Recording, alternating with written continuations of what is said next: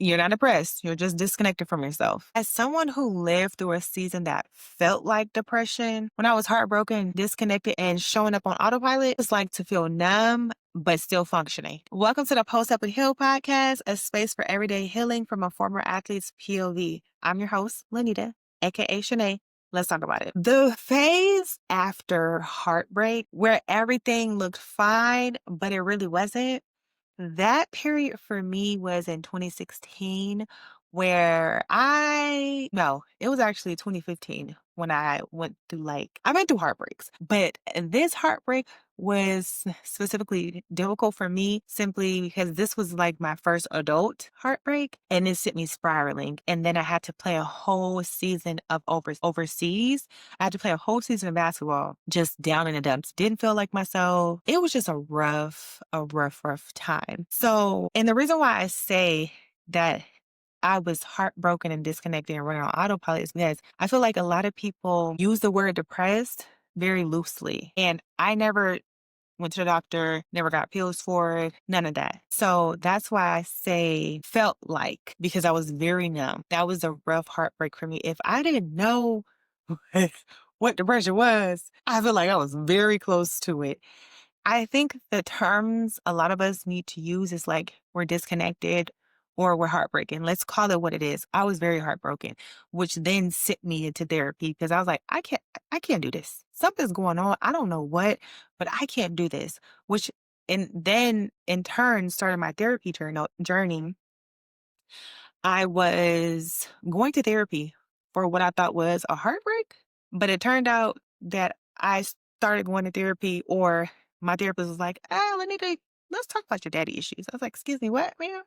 So we talked about that for 2 years. The breakup didn't come until later. The time that I was overseas was a very rough time for me. And the reason why it was a rough time for me is because basketball was my coping mechanism. So I didn't have to really deal with it. And for you, it may be work, it may be Pilates, it may whatever it may be, something that you cope with while you're down in the dumps, that is your coping mechanism. It may be food, whatever it is. For me, it was basketball. So when I didn't have that coping mechanism, when I was done playing, I'm like, I need to figure out something.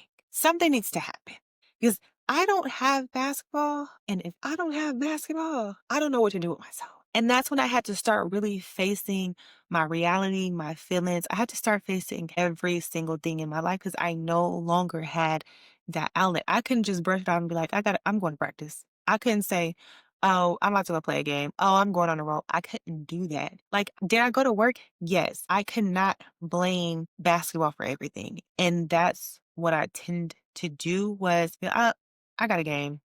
I don't want to think about it. I got practice. I don't want to think about it.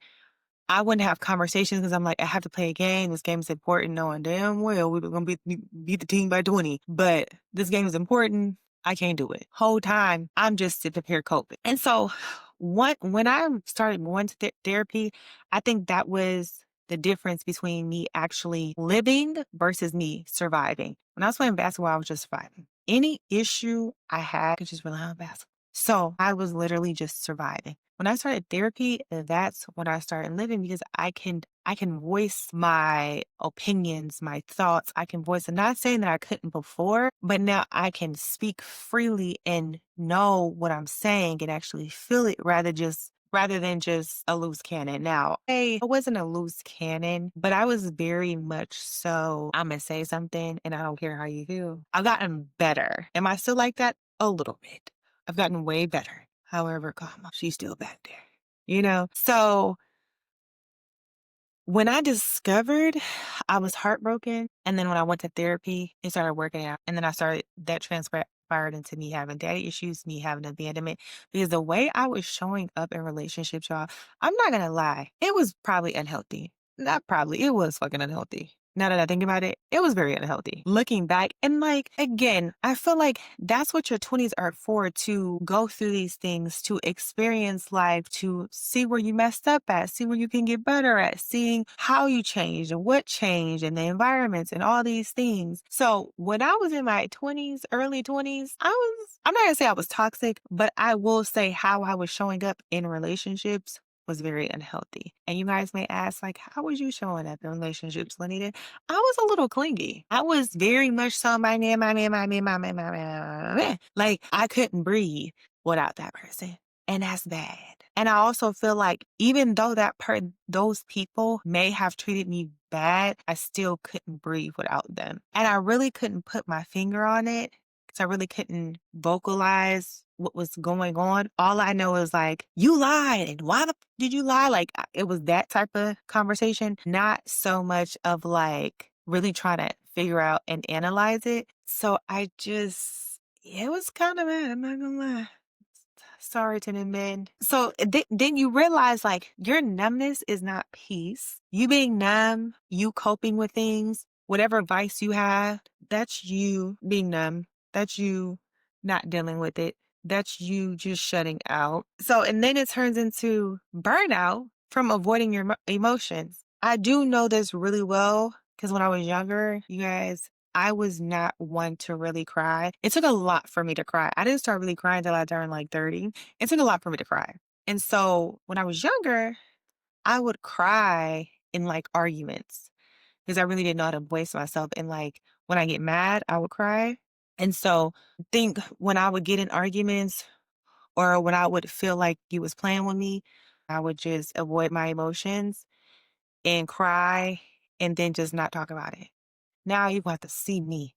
You're gonna have to see me. Because I don't avoid my emotions anymore, you guys. Like I am very vocal. I'm a very vocal person now. Before I kind of avoided them because I didn't want to cause any riffraff, you know? I didn't really want to say how I felt because I'm like, if I say this, it's gonna ruffle a little feathers. Now I don't give a fuck. Let the feathers be ruffled. So again, I think using productivity as a distraction from your pain is something that we all do often. I was one of those people who did that. And again, that was basketball. For me, for you, it may be work. It may be out, whatever you're doing outside of really dealing with your pain is that distraction. And let me just say this. Stop comparing your low to somebody else high and it be a highlight reel. Compare you know, people be on Instagram, TikTok, whatever social media platform, and you can be down in the dumps, depressed, all this and all that. And then you go to somebody else's page and they living their life and then you compare like, see, what another. Well, first you need to get your ass out of bed.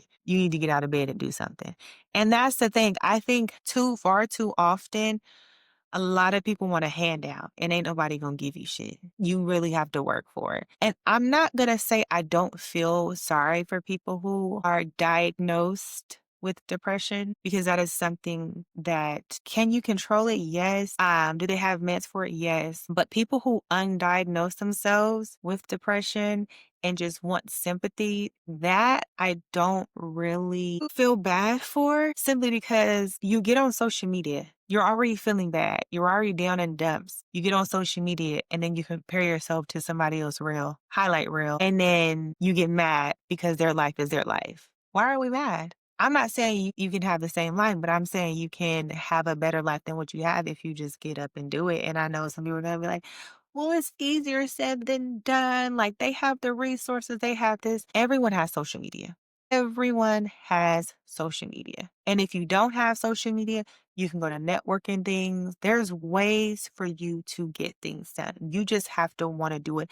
And a lot of people just don't want to do it. And that's okay. We have to stop wanting people to feel bad for us based on the life that we provided for ourselves. If this is your life, accept it. Now you can either make it better or you can stay there. That solely depends on you. And stop saying you're okay because you're functioning. You're not okay.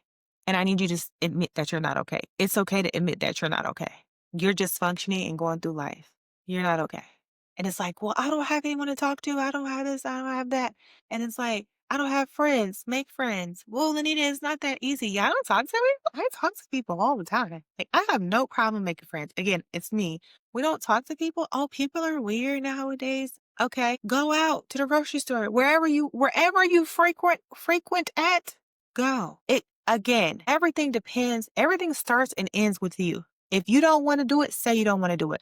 But stop making a damn excuse for yourself. Like, And again, it's okay. You can rest without having guilt, but just don't stay there.